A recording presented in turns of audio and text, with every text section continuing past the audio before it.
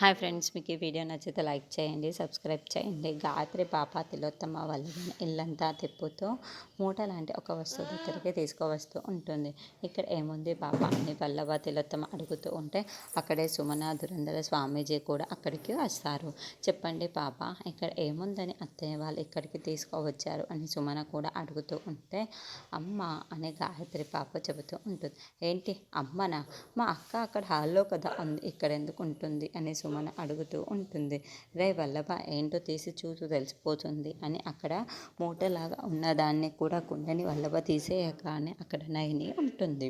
నయని అలా కళ్ళు మూసుకొని మత్తులో ఉండిపోవటంతో మమ్మీ అంటూ వల్లభ ఒక్కసారిగా అరిచేస్తూ ఉంటాడు. అదేంటి మా అక్క ఇక్కడనే పడుకుంది కదా అని సుమన చాలా షాకింగ్గా అడుగుతూ ఉంటుంది. అప్పుడే విక్రాంత్ అక్కడికి పరిగెత్తుకుంటూ వచ్చి ఏమైంది ఏమైంది అని ప్రశ్నిస్తూ ఉంటాడు.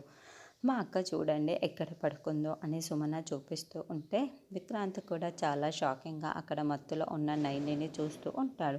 అప్పుడే హాసిని చెల్లేంటి ఇక్కడ ఎలా పడుకుంది అని అడుగుతూ ఉంటే పడుకోలేదు హాసిని, కళ్ళు మూసింది అని తిలోత్తమ చెబుతోంది. ఏంటత్తయ్య ఏం మాట్లాడుతున్నారు, కళ్ళు మూయటం ఏంటి అని సుమన ప్రశ్నిస్తూ ఉంటుంది.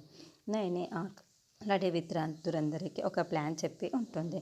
ఆ ప్లాన్ ప్రకారమే అక్కడ నయని అలా కళ్ళు మూసినట్టు నటిస్తూ ఉందా. ఇప్పుడు నయని కళ్ళు మూసుకొని చెప్పిన తిలోత్తమ ప్లాన్ని నయని ఎలా తిప్పికొడుతుందంటే నెక్స్ట్ ఎపిసోడ్.